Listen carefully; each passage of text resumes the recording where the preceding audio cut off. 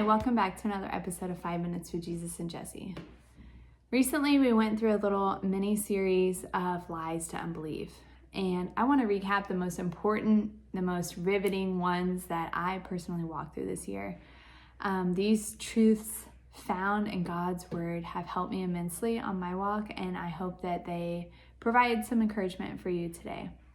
The first lie was, I can do it on my own. John 15:4-5 says, "Remain in me and I in you. For a branch cannot produce fruit if it is severed from the vine, and you cannot be fruitful unless you remain in me. Yes, I am the vine and you are the branches, and those who remain in me and I in them will produce much fruit. Apart from me, you can do nothing."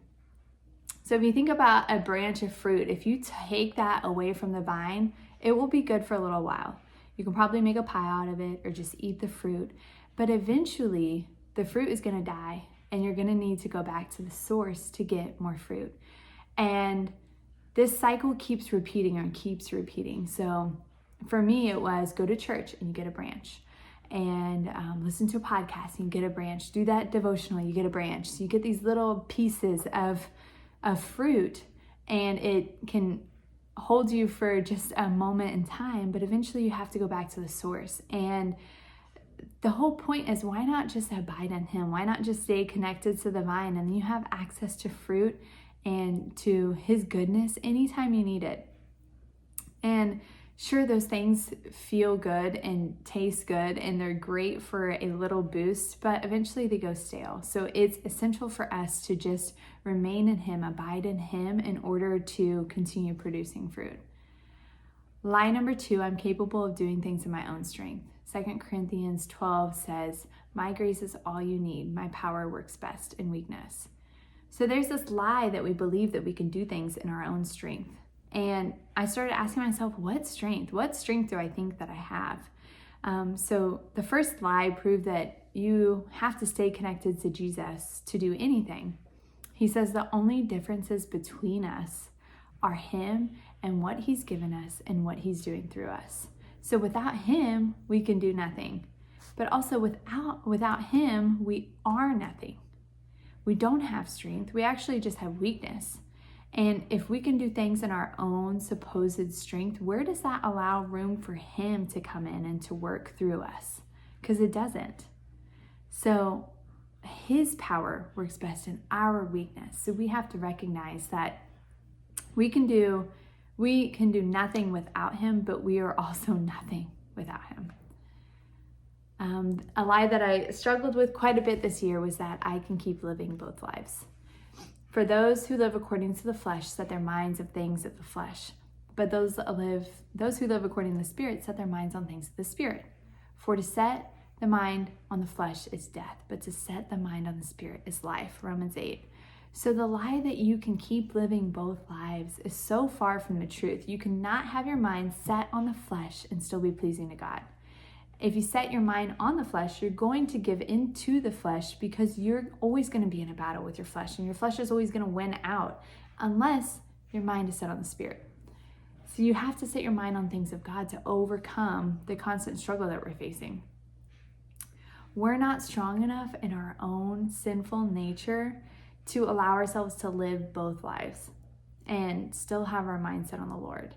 And this is a battle that just continues, and you have to choose. God says, I've already delivered you. Walk in the freedom that is yours, or choose the life of a slave, but you can't live both lives. The fourth lie was living the Christian life is easy. Ephesians 5:8 says, "Once you were full of darkness, but now you have light from the Lord, so live as people of the light." When our eyes are open to recognize the darkness in our lives, we are called to live as people of the light. When we recognize sin and we start living our life following Christ, I think we have this misconception that life is going to be easy. I'm obedient to God. Everything starts falling in place. I get His yoke. It's easy. All is well. But God never said living a life for Him was going to be easy. It's actually going to be difficult, but the reward will be greater. It's difficult to do the things of God when everybody else is doing things of the world. But you were set apart. You were called to be other than. You were called to be different, changed, new. And so when we step into that and we truly embrace what God has called us to, those old ways start to die off. Lie number 5, I'm too busy. We allow our busyness to become an idol that consumes our time and our mind and distracts us from what God has called us to do. It's hard in busy seasons to find time to fit God in. That was the lie I kept telling myself. And so right there, when I said fit him in, I'm like, something is really wrong with this situation. I'm coming to God with a full plate and I'm trying to slide things around on my plate, trying to fit God in. And he's like, no, you need to take things off of your plate. You need to remove things off your plate, and I need to be on the plate. And so we must literally give time every single day for spending time with God. And in order for it to be prioritized, it's got to be allocated. So we must set aside that time for coming to him. Lie number 6, I don't need community. And there were 3 main points that I made with this. Matthew 28 talks about discipleship. Jesus has the authority and he tells us to go and make disciples, not just supporters, make students. Make disciples reminds us that disciples are made. They are a product of a process involving other believers. So you cannot even be a disciple of Christ unless you're involved with community. Hebrews 10:25 talks about growing. Let us not neglect our meeting together, as some people do, but encourage one another, especially now that the day of his return is drawing near. Avoiding community is a sure way to embrace discouragement. God reminds us that we must meet together to encourage one another, and we all need encouragement for growth. Proverbs 27:17, iron sharpens iron just as one friend sharpens another. We need community for accountability. Iron is used to sharpen iron through friction, so there's sparks. And in that same manner, we can allow friction from other believers in our community if it leads to godly sharpening. But if we allow friction to separate us, we become isolated. And Proverbs 18 says, a man who isolates himself seeks his own desires, and he rages against all wise judgment. So if we cut ourselves off from other people, we're showing our selfishness and our unwillingness to change. If you don't want to listen to wise judgment and you pull yourself away from those who are trying to make you better, it is so easy to justify your own actions. But the truth of the matter is, if we don't have community, if we're not opening up to somebody who can disciple us and grow us and hold us accountable, then we're therefore closing ourselves off.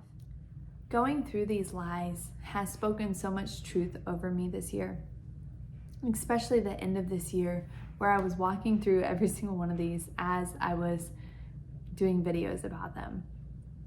I can do nothing in my own strength. I can do nothing on my own. I have to remain in him.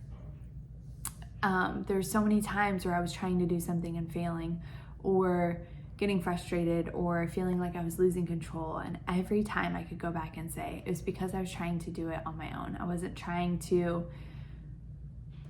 use his strength. I wasn't trying to remain in him. And so when I start speaking these truths over my life, I can identify when I'm starting to go into those habits, and I can talk myself through them with his word. And living both lives and living the Christian life is easy. There's so many times where I thought it's okay if I do this because I know that I'm steadfast and I'm going to be doing what I need to be doing. But it's not easy to do what everybody else is not doing. It's not easy to not conform to the ways of the world. And, that's just something that is always going to be a struggle for us, that we can live both lives, that we can tiptoe the line. And the truth is we really can't, because we have to be so steadfast and have our mind so set on things of God that when something comes along, we can see the temptation from a mile away. I'm too busy. That's one that I just had to completely reevaluate and reprioritize my personal life. And community is another one that I personally struggled with, just how to not isolate and how to, be discipled and disciple others, and allow encouragement and allow correction in my life. And, some of those things are never going to be easy, but when you realize that it's coming from a place of love and from his word saying that we should do these things for one another, then it makes it so much easier to encourage others, but also allow that encouragement in your life. So I really hope that these lies have spoken to you the way that they have spoken to me. And there are a couple more videos out there that I didn't recap. So if you would like to watch the full video on any of these, they're all posted on my page.